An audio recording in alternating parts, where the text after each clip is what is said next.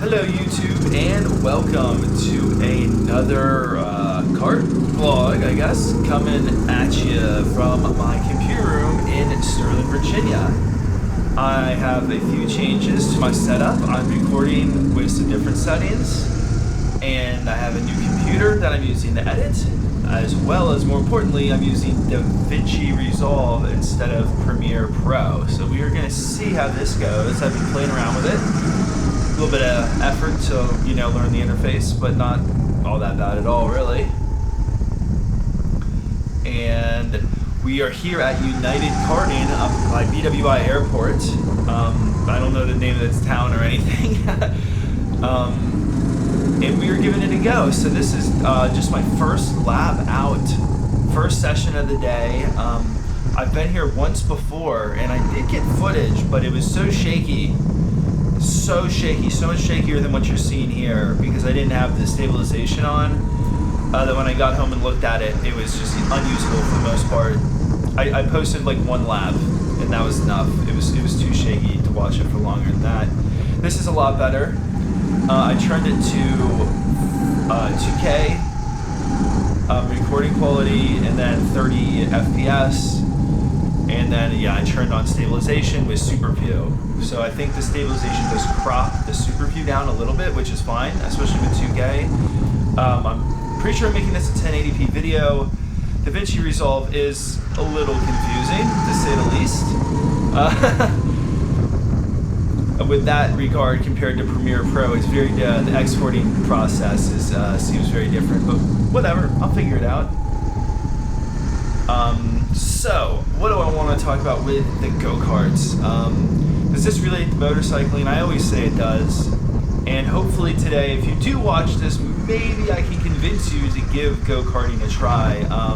I have posted videos in the past from Autobahn, which is an indoor go-karting place. They are a chain. They have a number of locations inside various areas, and they run electric carts that are, I would say, comparable in power to these. They're electric, so they do have a good bit of torque and like instant throttle response and all that. The downside to those carts, I would say, is if you get on the gas and the brakes at the same time, it's just like an instant hard cut of the power. I never really tried gas and brake at the same time on these, but I never noticed the power cutting. And with all the forces involved in this, I know I was on the gas and the brakes at the same time at least a few times, especially if I started to lose it. I'm sure muscle memory reacted by kind of gas and brake at the same time. The forces going around here are very different, and that's not so much down to the carts or the tires. I think it's due to the surface, right? When you're running Autobahn indoors, the track never gets warm. It's not a very abrasive surface. It's that smooth, indoor factory, light industrial surface you always see. And then out here, obviously, we're a nice sunny day, and it's pretty cold. I want to say it's I wouldn't say cold. I want to say it's a pretty nice day. It's like 60. I want to say it's very good conditions. And the level of grip out here, especially today, felt just unbelievable. There was so much grip. I will say at no point do I think I did what I would consider to be a fast lap. I think there was at least a couple seconds you could probably get over my fastest lap. And the laps I'm doing now are much slower than that. This is like my first session here, so I'm going to show you almost all the footage I have. Well, I'm going to show you all the footage I have pretty much of me driving. There's some stuff in the pits, I turn it on and off maybe a little. Let the camera run a little more than I should have and cut all that out. And that matters because I didn't charge the camera and it ran out of batteries in the last session, the 5th session I did. So, and there's an airplane. You can see the airplane there, and that's taking off from BWI Airport, Baltimore Washington International.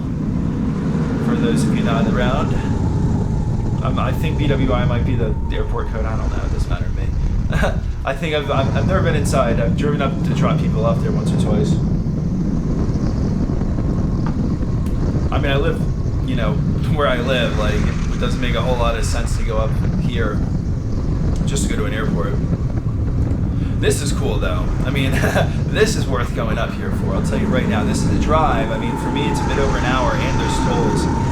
And both times I've come back, I've had to divert and go down a second toll road, Maryland 200, to avoid an accident. I would definitely, if you're coming from the Northern Virginia or really anywhere, definitely run Google Maps or Waze or whatever, even if you know how to get there. Right? We all know that.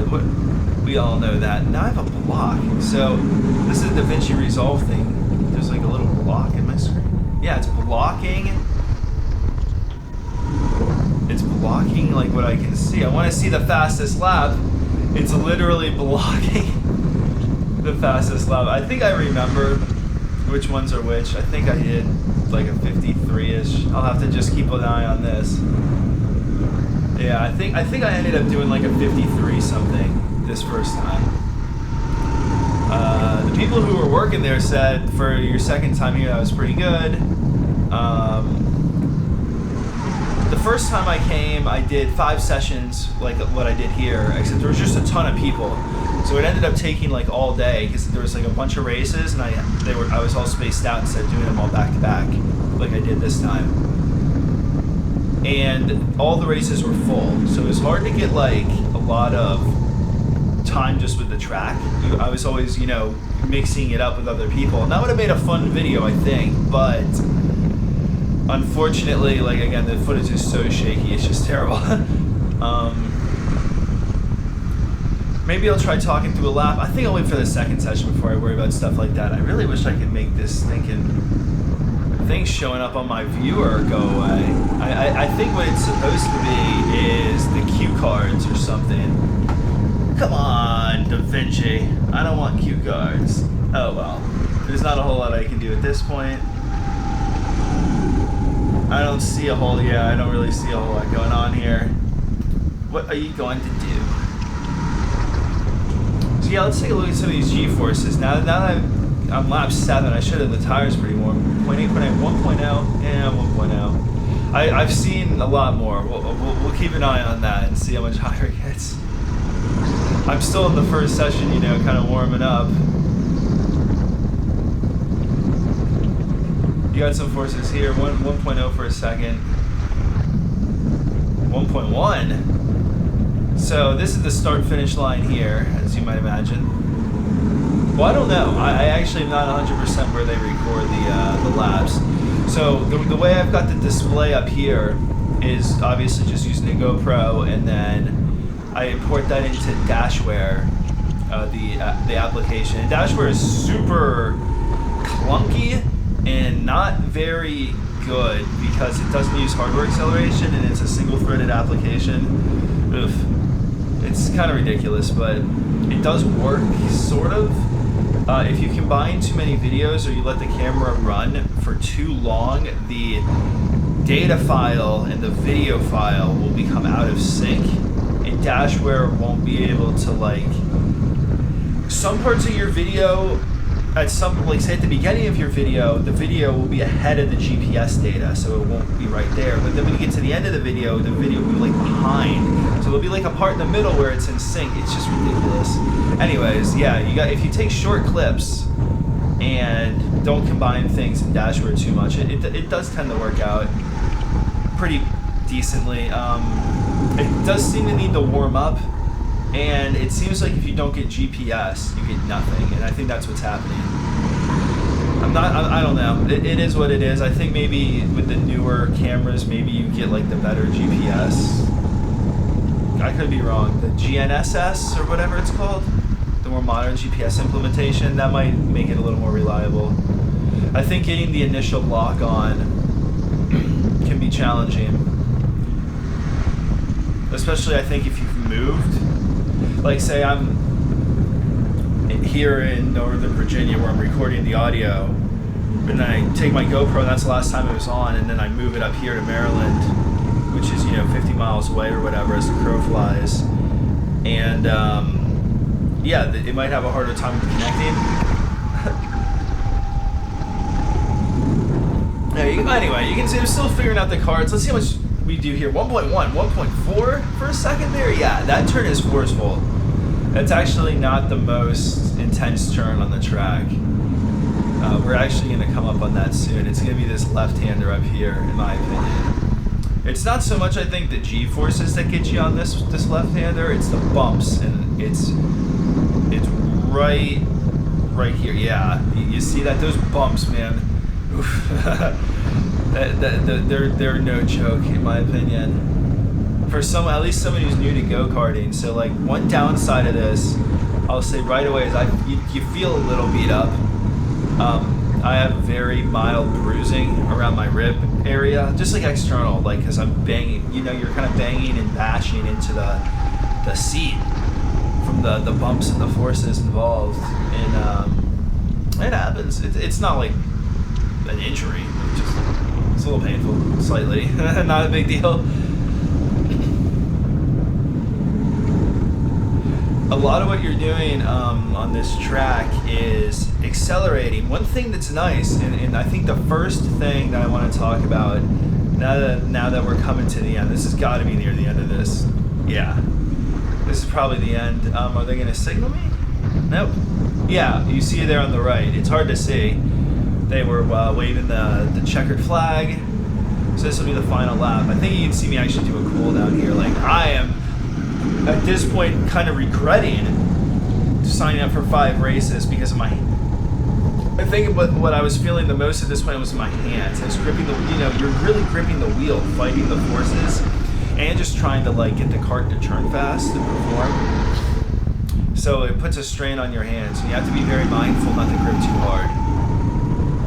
And I was definitely feeling something, how am I going to do 4 more? But what I did was, between each of the sessions, I was the only one here. I was like, yeah, the only one here, so they just let me kind of chill as long as I wanted to, which was, honestly, for me, maybe 5 minutes of just kind of like moving my hands around like a normal person again, and stretching them a little, and it was okay. So can you pit in and park and yada yada. This will be session number 2. See, I'm still stretching my hands. I'm in the same cart again on this one. I think this was cart number 00.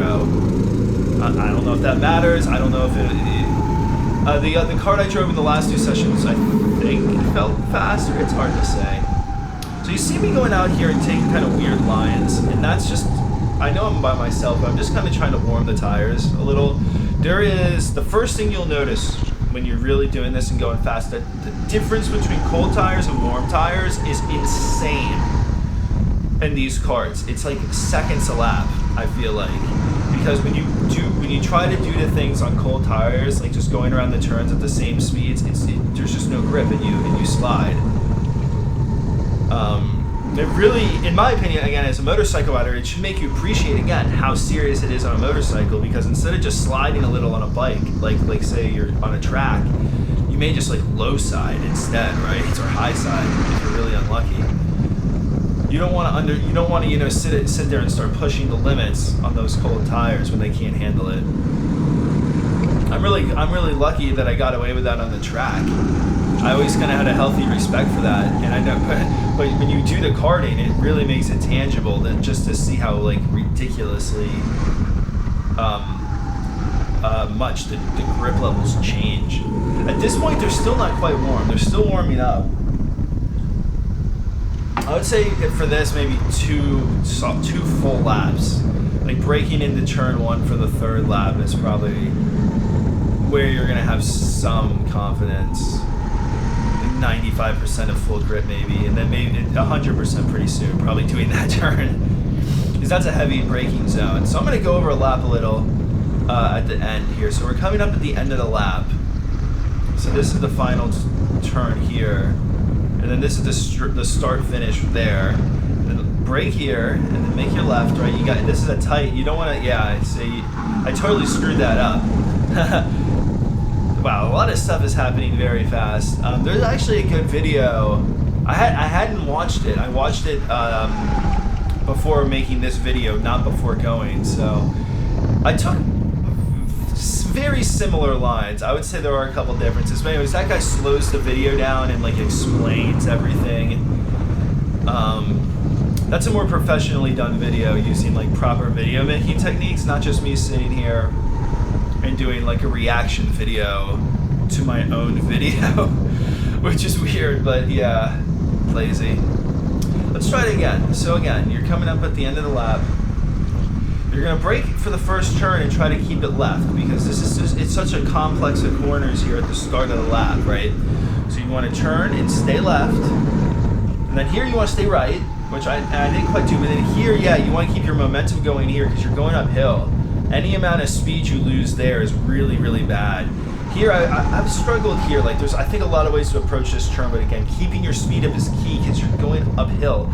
And after that, you're flat out through here, and then just flat out. So when you come out of that right-hand hairpin, yeah, you have a lot of flat out. And you're flat out braking around here, and then really, again, get on the throttle. This is the most important turn down there because you're flat out through this, and you're flat out the rest of the lap. Like, so we're going to come up here, and you're flat out through here, and again, yeah, and then you're flat out through here. This part's tricky. If you get offline more than a few inches through that last section there, you absolutely cannot go flat out. You have to, in that last section, that's very precise in these cars, to keep it pinned. It's not, I would say, very difficult, but you have to kind of work up to it if you're not like a superhero, because honestly, the first time I did it, I made it, and then the second time I did it, the next lap, I got offline a little bit. I wasn't using my vision properly, and I spun and backed into the barrier, just touched it barely. Not a big deal. I just kept going after that, but like, yeah, I mean, it's very easy to have an incident there compared to anywhere else on the track. I would say that's the most precarious spot. So in terms of braking, right, we're gonna look at, if you look at the speeds, we're going pretty fast, right? You're going 40 miles an hour here, so that's why it's so easy to spin, right? You have a lot of energy. So I like to brake, yeah, right about there, and just it's difficult because you want to brake really hard, and these carts can brake really hard, but when you do that, you have no ability to trail brake. Because they have no suspension, the weight transfer is weird. I'm not that good at piloting it, you know, and also every cart has a different brake feel. So you really want to feel it out as to whether you're going to get your braking done, you know, mostly in a straight line or if you're going to brake and turn. I think really if you got the right feel, you can brake and turn and trail brake really, really hard in these carts. But you're really walking on the razor's edge when you're doing that. And again, that goes back to motorcycling. I think it should make you appreciate what you're doing when you're doing that, when you're trail braking on the street or on the track. Like, again, you're on a race. If you're doing it and going fast, like, you have to understand how close you are, like, to crashing at any point by, like, doing something stupid.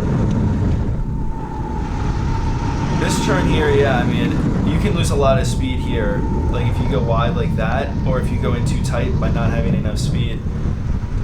I liked it to brake here.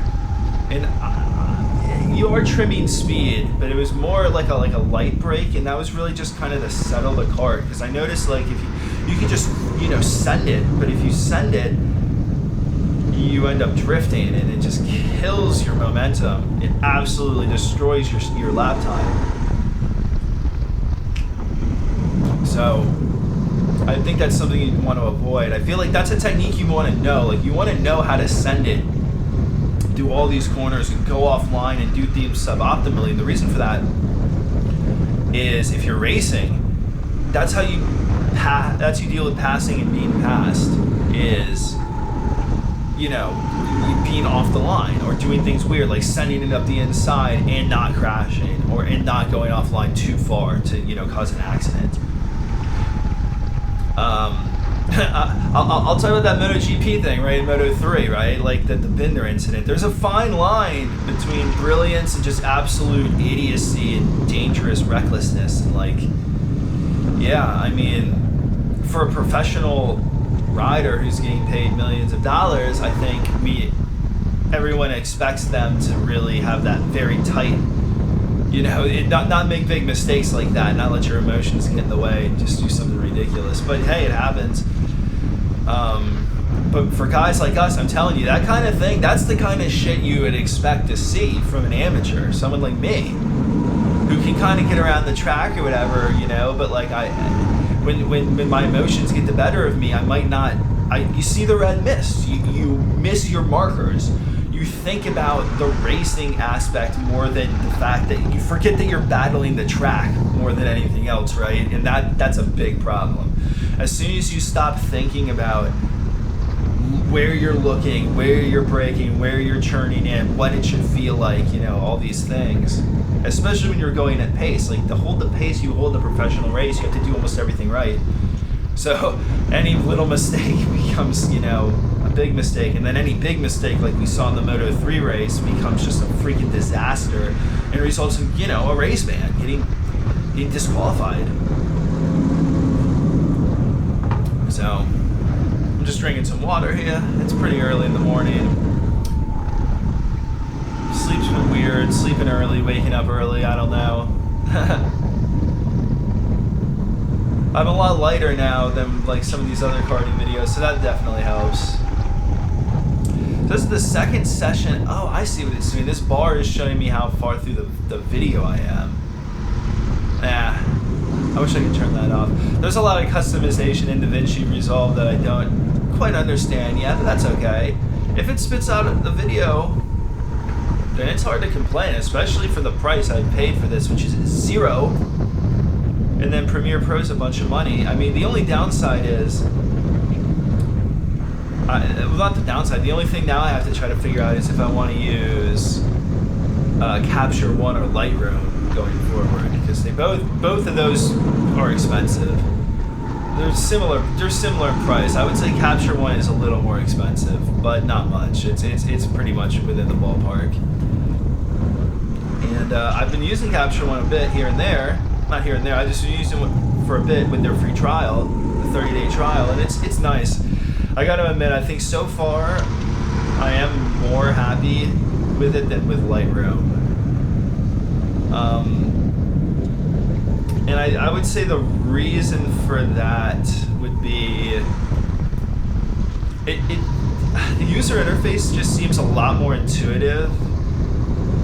With Lightroom, it's still, I don't know.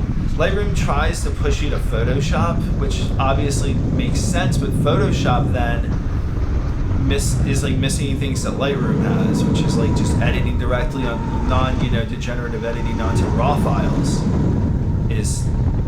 That's like the Lightroom claim to fame, right? It lets you just push through and edit quickly.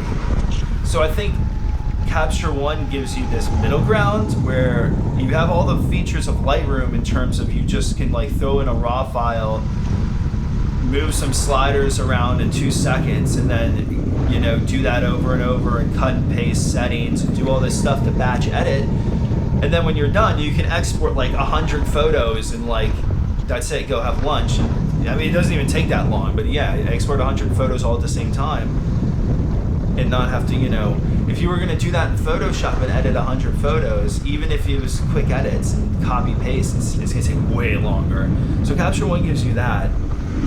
It also gives you some of the Photoshop features, the big one being like layering and more complicated masking. Now, to be fair, that stuff does seem to be coming to Lightroom. And so that's why I think it's kind of hard. I feel like if I keep going with Lightroom, maybe it'll get a little better. I've noticed the files that the two put out are quite different, and I think that's related to noise reduction settings. I'm not sure. I think JPEG file sizes are like really, really, really dependent on noise because of the way the compression algorithm works. It can't effectively do its thing, it seems like, when there's noise in the image. So you'll see like 30 megabyte JPEGs coming out of Capture One. They look really good though, so it's interesting. I don't know. I'm also using the monitor. I'm not sure how the color grading's going. Oh, yeah, this is the third session now. I'm getting off topic. So now I'm starting to go a little faster in this one because there's two other guys here, and they both were, I think, similar to me in the sense that they know a thing or two about making the car go around the track, but none of them are, they're not fast. They're not fast.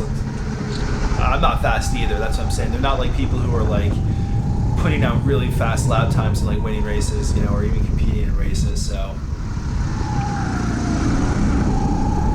You can see me going pretty slow here again with the tires. I was also thinking maybe the guy wants to catch up, but I didn't see him. It seems like they were staggering on purpose. So I don't think there's any passing in this one. Although the last two sessions, I do believe I see some passing. Oh yeah, I think in this session I end up bumping into the tires a few times. Way offline there. You see how far wide it pushes you, right? If you go in too early, you go out real early. That's another thing that applies to motorcycling. The line you take is more important than almost anything else. If you have basic control of your vehicle, whether it be a motorcycle or a cart or even a car, truck, at that point, the next thing that's important is your line selection, because that influences everything you do to control your vehicle. If you take the right line, you're making life easy. You're an easy street. You just kind of cruise. You can be smooth, you can cruise and still go fast and safe. It's nice. If you start turning in too early, you end up going wide and you end up having to take corrective action, and it's more complicated, and you're just working harder to go slower and be less safe. And then the same thing with turning in too late, right? You end up having to, again, make corrections and just concentrate harder and work harder to go slower. And that's not even on the track. That's on the track, the street, and everywhere. And I'm not saying being smooth and fast and safe is always like the optimal goal. I would say it usually is, but it's not always. That's for sure. Look at that. See how I went wide? You go wide there, and that it absolutely screws you. I was pushing the braking. And the nice thing about the karting, you can really, push yourself, and the consequences aren't that dire. Like, you have a little bit of, you can run into a little bit of problem and crash, and maybe, honestly, you can definitely hurt yourself in these karts. There's no two ways about it. These are not like just floor it into a freaking light post around here and you'll be totally okay. I don't think that's how it'll go. But if you have any kind of self-preservation instinct and you aren't completely ridiculous, I'm sure you'll be fine. Even if you're going, 40 miles an hour through a turn in a parking lot like that. 43. Yeah, it really seems like 43 is about as fast as I ever get going. I don't know if I ever see a 44. I didn't watch the footage too closely. This turn is always so tough. Yeah, get in there. See, I'm kind of wide. And that might, I'm losing a little time being wide. But when it comes to lines, that's actually not necessarily the worst thing ever, because I'm keeping my momentum up by taking that wider line. So while I'm, taking a longer way around, I'm also going faster. So it's not perfect, but it's definitely, it could be better than taking like a tight line but too slow, There's always that to keep in mind. Yeah, so braking again with the trail brake, and let's see what I do here. Am I gonna? Yeah, you can see I'm trying to get the turn and brake and almost kind of turn in a little early. And I noticed again, I don't think that's an optimal like world record kind of thing, but like on that first turn, I think it's easy to get the cart to have the rear step out. And again, that's fun. That's all well and good, but it's not fast when that happens. When the rear steps out, you have no power, right? And you just, even if you had power, when the rear steps out, you're just losing momentum, you're losing forward drive, you're just spending time sliding that you could be spending like accelerating out of the corner, increasing your speed, right? So let's see how I do it this time. Getting the turn in though, it kind of stabilizes the cart. So you're sacrificing the line a little bit to keep yourself stable. Yeah, again, you see me do it again, keep trying it. See how it feels. Like, that's one thing too with racing, right? If you can't just try something once and say, oh, it wasn't amazing, and then act like it's a horrible idea. Sometimes, the devil's in the details with all this. So you might have a decent idea or a decent line or a decent, plan, but if you don't execute it perfectly, it doesn't really matter how good it was. Staying on the line though is so important because again, it makes it so easy. It makes the consequences of messing things up so much lower. Like, if you're on the line and you mess up, you might just slide a little, you might just lose a little time, but you just keep going. Push forward, think about the next corner, no big deal. If you're off the line and you mess up even worse, that's when you end up, in the barriers or the hospital or something. like I've been before. Now you see me here now. I'm taking a better line through this left-hander that goes up this hill, and that's because I'm being more aggressive with this steering. I'm really I'm upping the athleticism, so to speak. I wouldn't say what I'm doing is all that athletic, but I'm telling you, like, I'm really working hard, for me at least. Even with like walking and running and doing all this stuff, like this is actually really hard work. I'm really engaging my core to fight against the forces. There's no power steering in these things at all, so I'm churning the wheel hard as hell to get it to perform the way I want it to. And I guess I would say that's kind of it.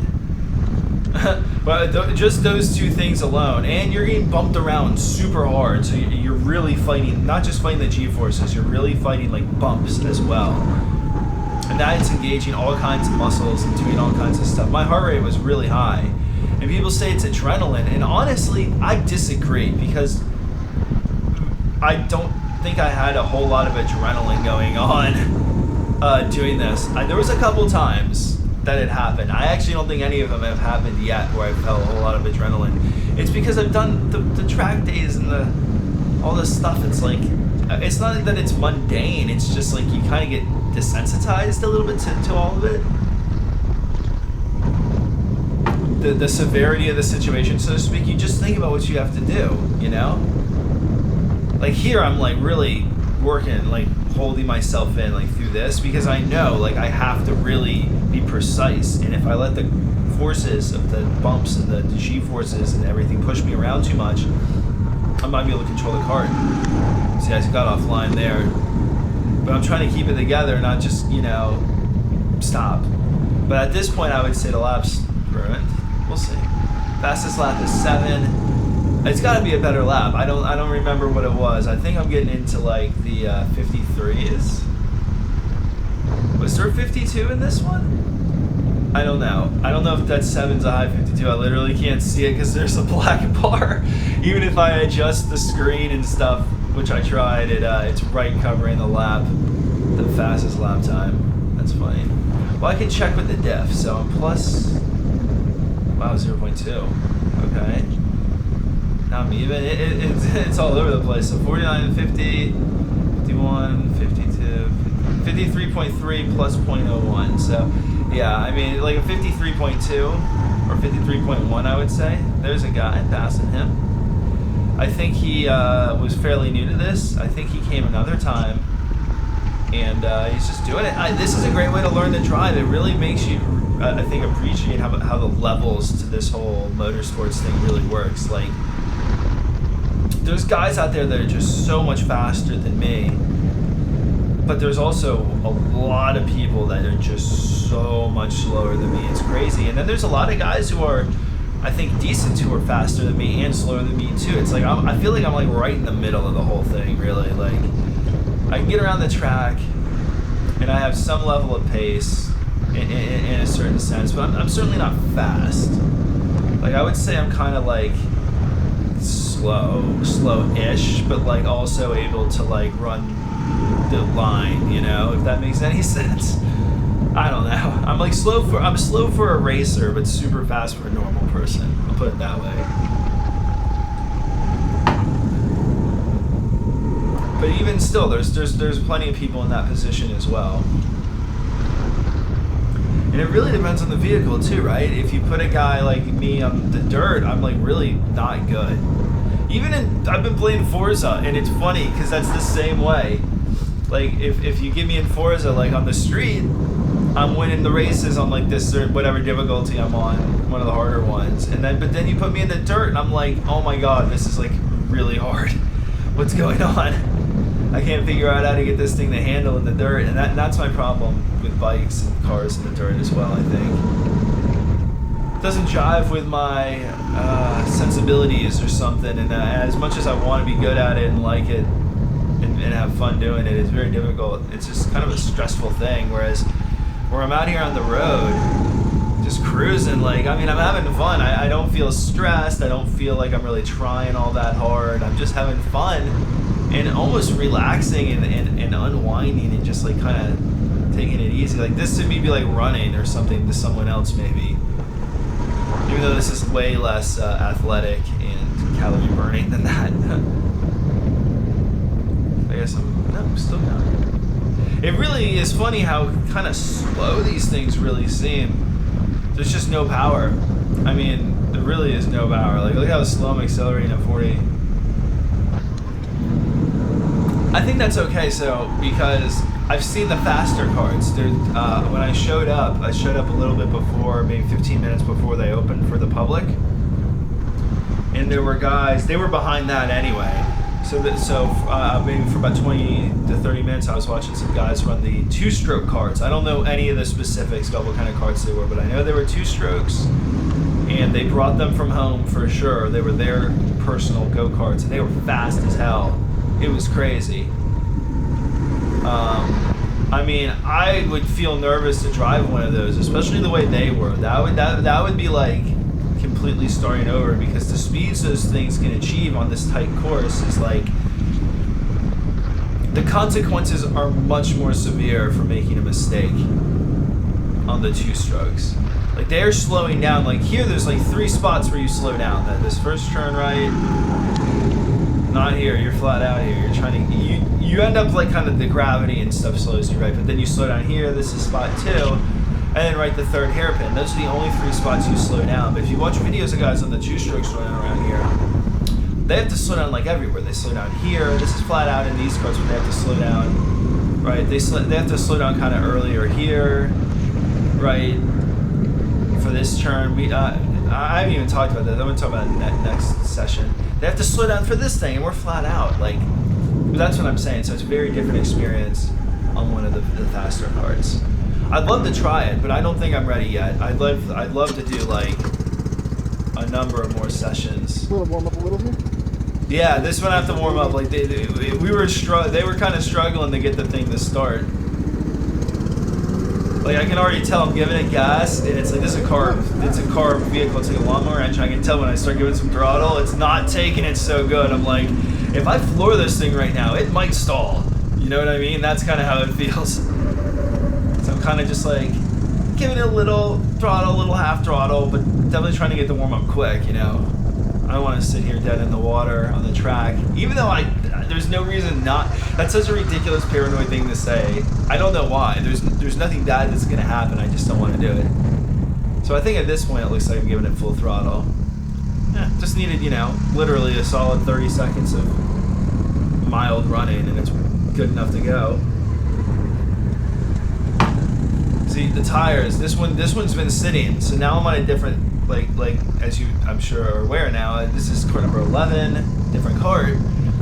The tires are super cold. Like, they cooled down in between sessions when I was driving the other cart, but this one's never even been driven yet today, so it's like a totally different feeling. Like, let's see how many G's I can pull here. 0.6. Like, did you see? I couldn't even get near 1 G before the cart just completely gave up. Right? That's dramatic. That's how dramatic it is. Like 0.7 G's instead of 1 G, or even like 1.3. It's like half. So this is probably more dramatic. These are slicks, obviously, right? And they have no warmers. So this would be like if you were to take your motorcycle slicks with no warmers. That's like what you'd expect. You'd be going half as hard through the churn as you would with your tires warm, and you still low side. That's what you could expect. And that's why you have to run warmers with slicks, right? But even with DOT tires, this effect exists. It's just less, dramatic. So now,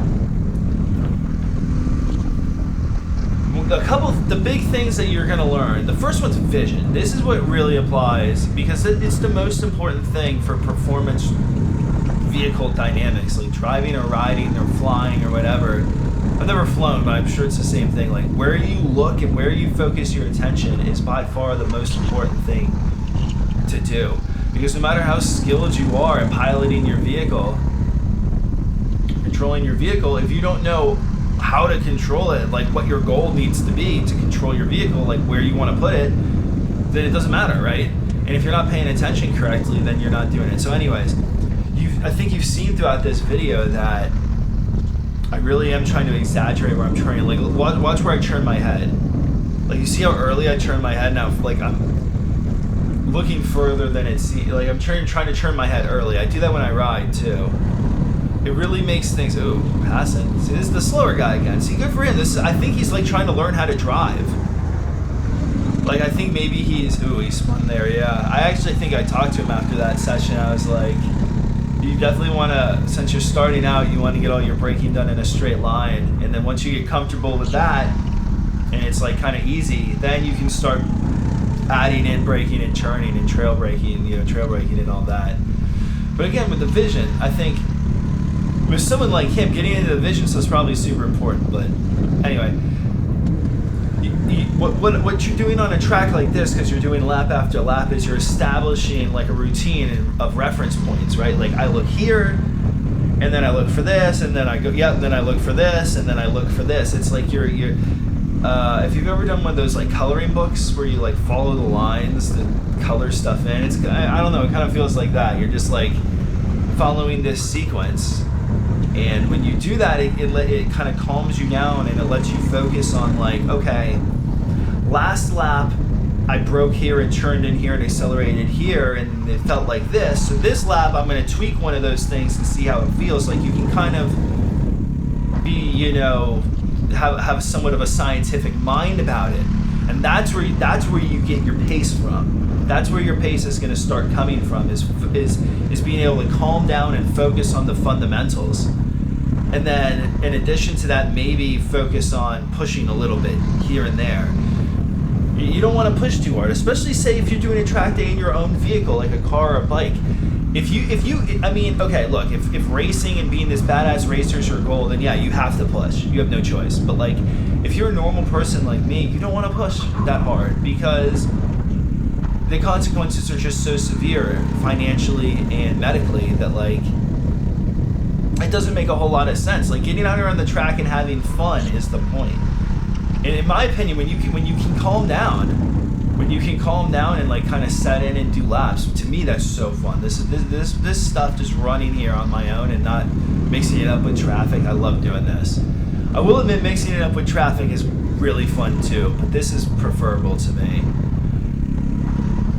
for sure. And again, it just to me, it just feels like a motorcycle track day. Like, it just, except like light, like just like 10% of the severity, 10% of the risk, everything. But it's the same thing. Like, you're throwing this cart around, you're going fast. Like, you cannot drive the way I'm driving on the road.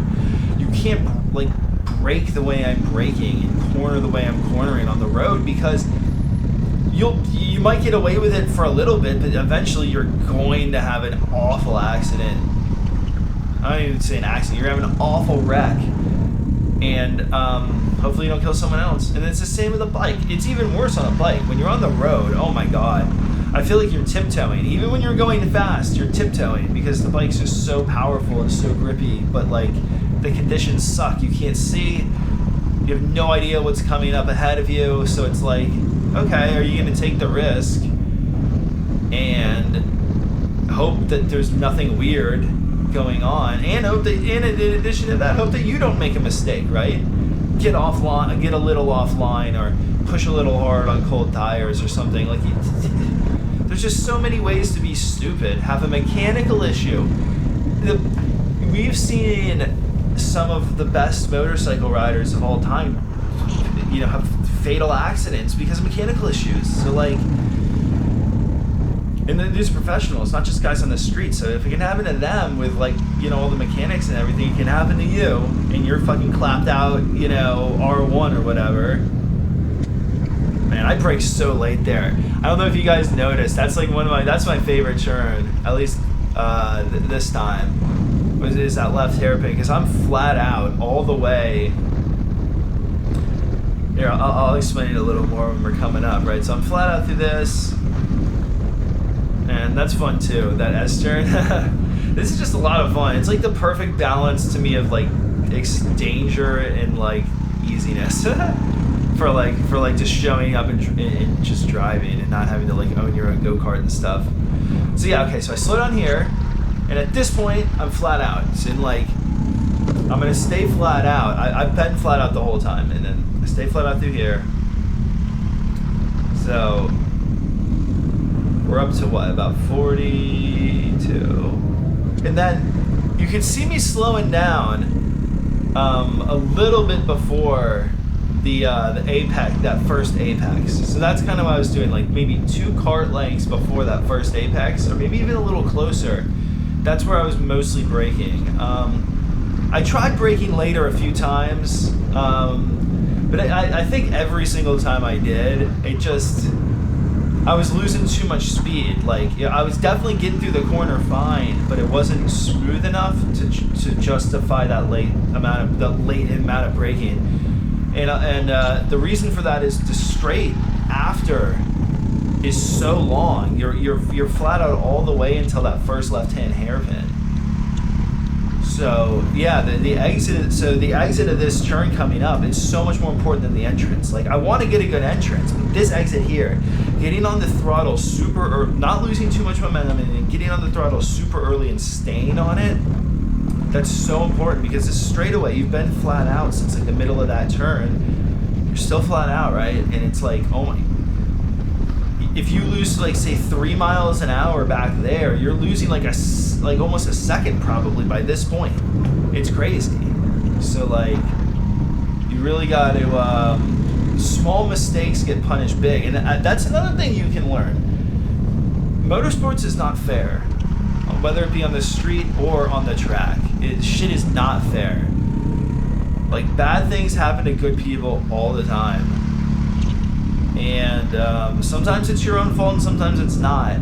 But oh wow. That was, yeah, look, that's another one, keep your head and your eyes up and look down the track. Right? The only way I was able to really effectively avoid that crash was because I saw it happen, like, as soon as it happened. I was expecting it, you know?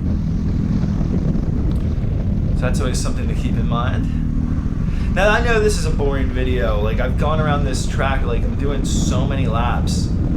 I'm actually having a lot of fun watching this. To me, this is just as much fun to watch as, like, a moto vlog. Maybe not as much. I don't know. I really like motorcycling. I'm not, like, giving up motorcycling to go karting, guys. Don't worry. It's a different thing. I think being a well-rounded. Ooh, yeah, I felt that. That looked like a little tap there. I felt that. Like, I'm touching my ribs now, a couple days later, and I can feel the bruise from that little bump. So, and that was just a little touch. I guarantee you, if you're going fast and you hit a wall with these carts, dude, I mean, you could have a serious, like, life-threatening injury out here, just in these rental carts. So, I mean, as fun as it is, and pretty, like, these things are easy to control. Like, if you're really stupid, you could definitely have a problem.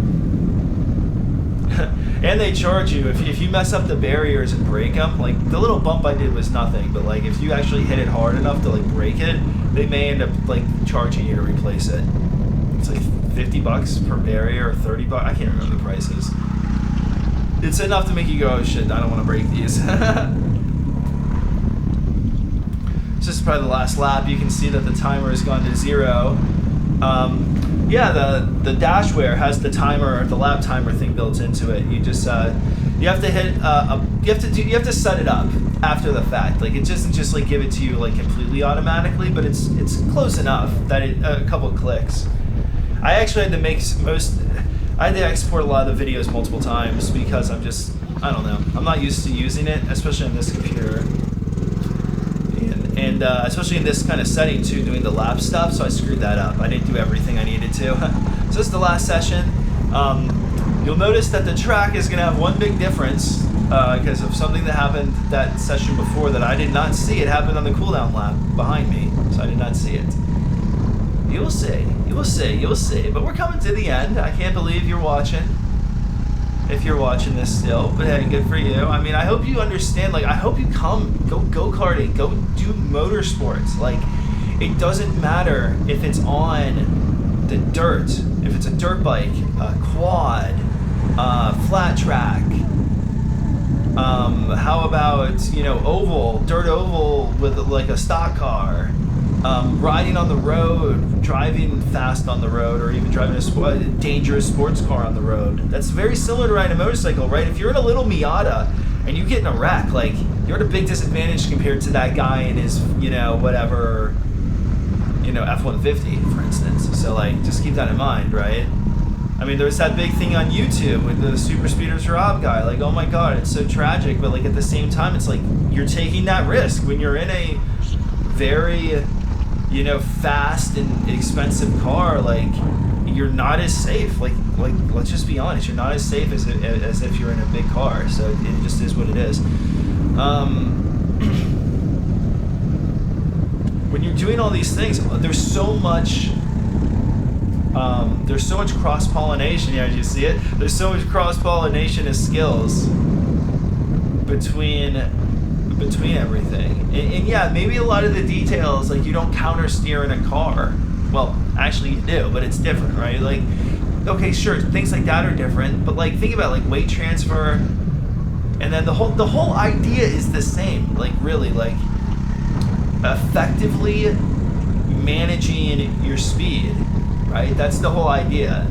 Effectively managing speed and grip and using as much power and grip as you can. That's what makes lap times, and that's what keeps you safe, right? And the way to do that is with line selection, vision, and all that bullshit, right?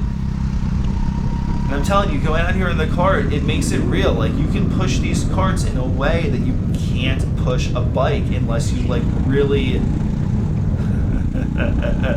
Yeah, you see, it's all wet there. Someone had one of the karts had a hardware issue, and he ended up slamming into the barrier. Though he was fine, but he hit it hard enough that it spilled water all over the track in a couple places.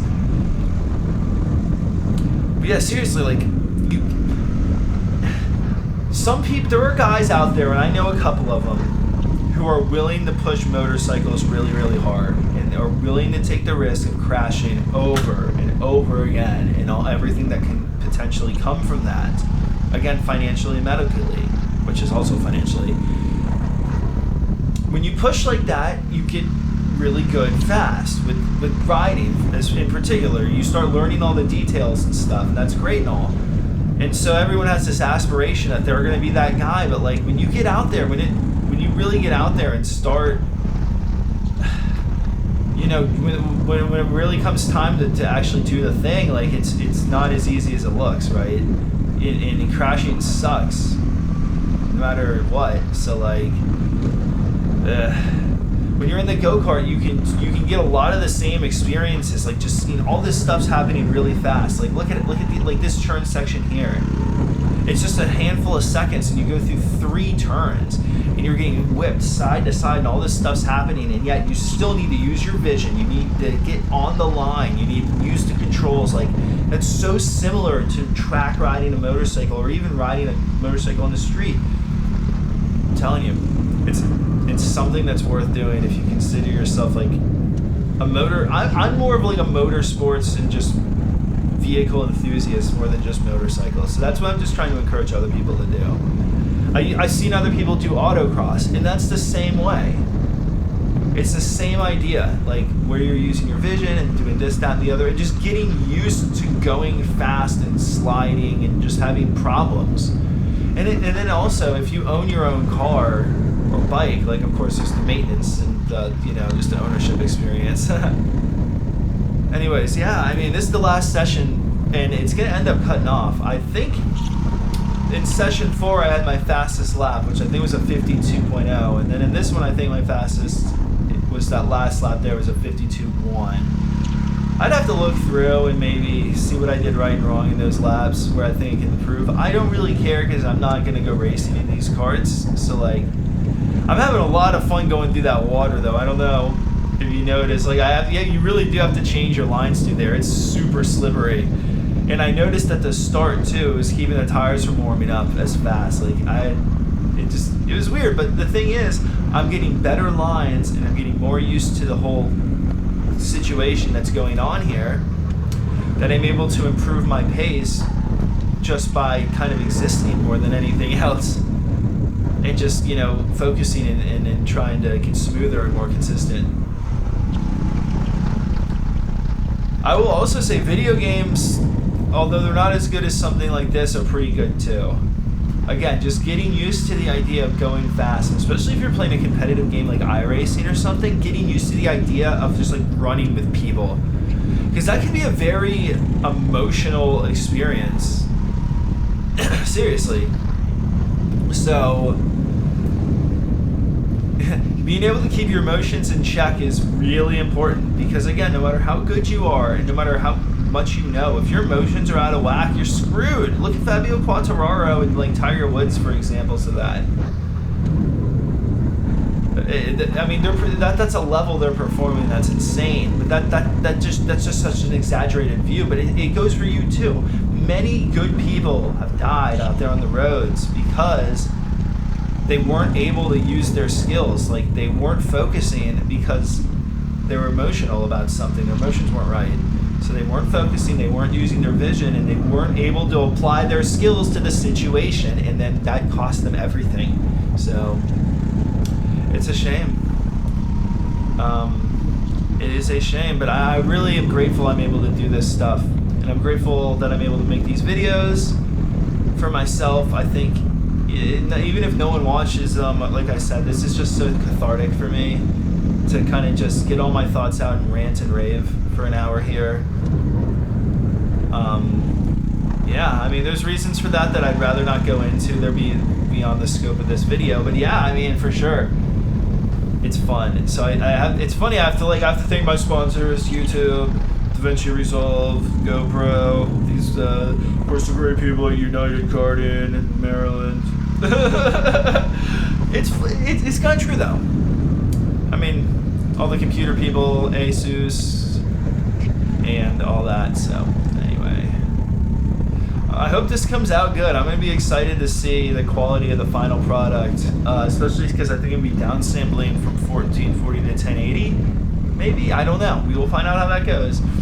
I think I'm going to be cutting off here within just a couple of minutes or less. I've gone over everything. I've ranted and raved about random stuff too, of course. So this was pretty successful. Successful kart vlog. Definitely let me know if you think you see anything about the video or audio quality or anything at all. If you think I can get if I'm doing something really wrong, that'd be great too. So yeah, guys, stay safe out there as always, and think about your riding.